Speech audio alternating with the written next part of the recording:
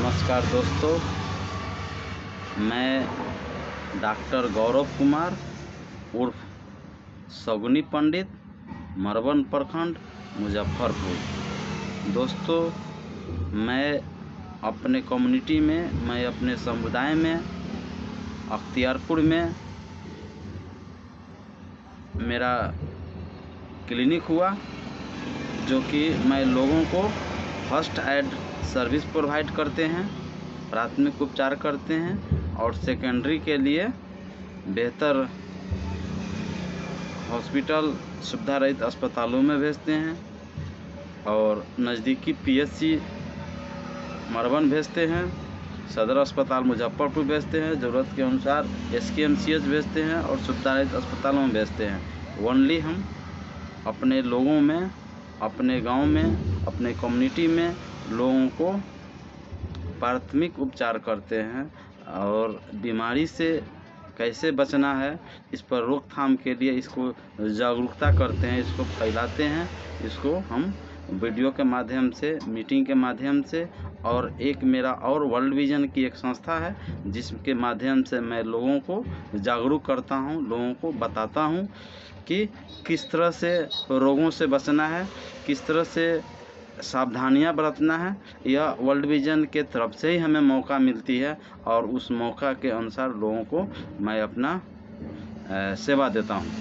तो आज का मेरा टॉपिक है दोस्तों, AES, एक्यूट इंसेफ्लाइटिस सिंड्रोम, जिसको हिंदी में चिमकी बुखार कहा जाता है। तो दोस्तों, आज हम जानेंगे कि अपने बिहार के मुजफ्फरपुर में यह चिमकी बुखार क्यों फैला, अत्यधिक क्यों हो रहा है, क्या कारण है, इसके बारे पर विशेष चर्चा करेंगे। दोस्तों, जैसा कि हमें मालूम है, जानकारी है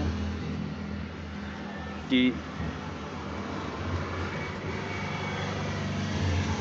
national human right commission government of Bihar का कहना है कि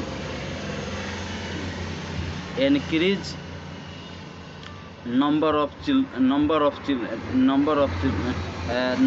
death of children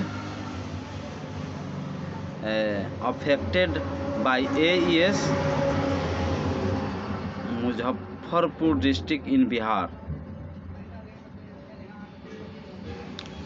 कहने का मेरा तात्पर्य हुआ कि मुजफ्फरपुर, बिहार राज्य के मुजफ्फरपुर ज़िला में AES से जो बच्चे अफेक्ट हो रहे हैं वो काफ़ी संख्या में अफेक्टेड हो रहे हैं।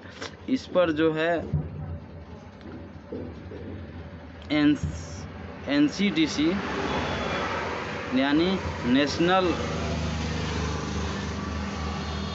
Centre for disease control and prevention का कहना है कि ज़्यादातर बच्चे अनराइप लीची यानी कच्चा लीची खाते हैं। वो कच्चा लीची में हाइपोग्लाइसीम नामक एक रसायन होता है,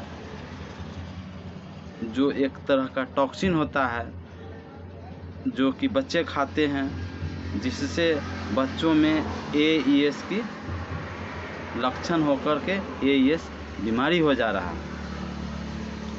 जबकि कुछ लोगों का अलग अलग मत है, कुछ लोगों का अलग अलग कहना है। इस पर हम थोड़ा विस्तार से चर्चा करेंगे। तो दोस्तों, AES, उसका लक्षण, उसका उपचार, उसका डायग्नोसिस, उसका सावधानी कैसे होता है, मैं आप लोगों को बताऊंगा। पहले मैं आप लोगों को यह जानकारी दे दूं कि इसका लक्षण क्या है।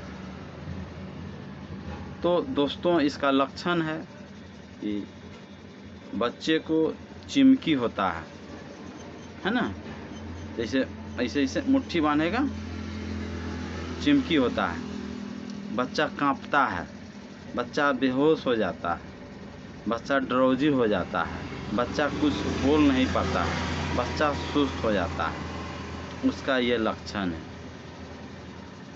दोस्तों, यह जो है होता है बैक्टीरिया से भी हो सकता है, पैरासाइट से भी हो सकता है और वायरस से भी हो सकता है। जैसे रूबेला वायरस से हो सकता है, हर्पीस से हो सकता है या अन्य वायरस से यह AES हो सकता है। इसमें होता क्या है, ब्रेन में इन्फ्लामेशन हो जाता है, ब्रेन में सूजन हो जाता है। तो इसको अपना डॉक्टर का जो अपना ट्रीटमेंट का लाइन है, जैसे ब्रेन में सूजन हो गया तो एंटी इन्फ्लामेटरी ड्रग के रूप में डॉक्टर अपना उसमें देते हैं, चलाते हैं। ठीक है, इसमें स्टेरॉइड जो है से कि चलता है। और भी बहुत सारी दवाइयाँ हैं जो अपने अलग अलग डायग्नोसिस से, अलग अलग ट्रीटमेंट से इसका दवाई चलता है। बट हमें अभी उसमें नहीं जाना है। इसका होता कैसे है दोस्तों, तो यह ज़्यादातर वैसे बच्चों को होता है जो बच्चे सुबह में 8 बजे, 9 बजे, 10 बजे बिना खाए हुए रहा, धूप में बहुत देर तक है, खाना नहीं खाया, तो धूप के कारण भी हो सकता है। बच्चे सारा गला फल जो है, लीची हो गया, अन्य कोई फ्रूट्स हो गया, खाएं, उससे हो गया। बच्चे रात में खाए नहीं, इसी तरह सो गए, उससे हो गया। बच्चा कुपोषित है, बैलेंस डाइट, संतुलित आहार नहीं खाता है, बच्चा दिन प्रतिदिन कमज़ोर अगर हो जाता है, तो हम लोग तो जानते हैं कि जो बच्चा कमज़ोर होता है, जिसका इम्यूनिटी कमज़ोर होता है, उसको कोई भी बीमारी तुरंत अटैक करता है, तो उससे भी हो सकता है। हम जिस परिवेश में रहते हैं वहाँ घर के इर्द गिर्द में साफ़ सुथरा नहीं करते हैं, गंदा लगा के रखते हैं। अगल बगल में मोड़ी के नज़दीक चापाकल है, वहाँ पर ही जो है से गंदा रहता है। आपके मवेशी पाले हुए हैं, वहाँ गंदा है, तो उसको साफ़ सफाई नहीं करते हैं, उससे भी हो सकता है। पैरासाइट से हमने बातचीत किया था कि पैरासाइट से भी होता है। तो बैक्टीरिया, पैरासाइट, वायरस जो कि होता है, तो यह गंदा भी गंदा से ही मच्छर पनपता है, उससे भी हो सकता है। कीटनाशक का दवा का प्रयोग नहीं करते हैं घर के इर्द गिर्द में, उससे होता है। रात में मच्छरदानी लगा करके नहीं सोते हैं, इसी तरह सोते हैं, उससे भी हो सकता है। तो ताज़ा फल नहीं खाया, वो फल 2, 4, 10 दिन का है, काफ़ी गल गया फल, अच्छा फ्रूट्स नहीं है, उस पर नहीं खाया। बच्चे को स्वच्छता पर आप ध्यान नहीं देते हैं। स्वच्छता यानी पर्सनल हाइजीन, यानी आप स्नान नहीं कर रहा है, साफ कपड़ा नहीं पहने हुए है, खाने से पहले साबुन से अच्छी तरह से हाथ नहीं धो रहा है, अनेकों कारण है, उससे भी हो सकता है। तो इस सब से हमें बचाव करना है। अब क्या ऐसा उपाय करें कि हमें यह बीमारी से बच सके, तो हमें उपाय यह करना है, धूप में ना निकले, बच्चे को धूप में जाने नहीं दे, क्योंकि ये जानते हैं कि 15 साल से कम उम्र के बच्चे को यह ज़्यादा होता है AES। धूप में नहीं निकलने दे, खाना 3 टाइम 4 टाइम बच्चे को खिलाए, पौष्टिक आहार दे, जंक फ्रूट यह सब न दे, मच्छरदानी का प्रयोग करें, सोने के समय, रात में सोने के समय मच्छरदानी का प्रयोग करें, घर के इर्द गिर्द को साफ सफाई से रखें, कीटनाशक दवा का छिड़काव करें, बासी खाना न दे, रात में बच्चा खाली पेट न सो, उसको थोड़ा मीठा रखिए, थोड़ा सा मीठा उसको खिला दीजिए। व्यक्तिगत स्वच्छता, पर्सनल हाइजीन पर ध्यान रखिए, पर डे स्नान करें, खाने से पहले साबुन से अच्छी तरह से हाथ धो, शौचालय से आने के बाद साबुन से अच्छी तरह से बच्चा हाथ धो, उसको स्वच्छ साफ़ सुथरा कपड़ा पहनाइए। उसके स्वच्छता और स्वास्थ्यता मतलब उस पर दोनों पर ध्यान दें। अगर इतना हम लोग करते हैं तो AES को बचा जा सकता है।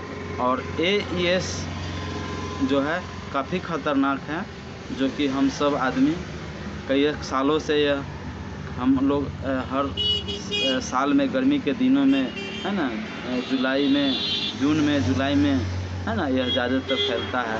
तो यह सब से हम लोग बच सकते हैं। आशा करता हूं कि दोस्तों मैं आपको काफ़ी हद तक समझाने का प्रयास किया हूं। इसमें थोड़ा बहुत त्रुटि होगा दोस्तों। मैं नेक्स्ट वीडियो में दूसरे डिजीज़ पर मैं चर्चा करूंगा। तब तक के लिए नमस्कार।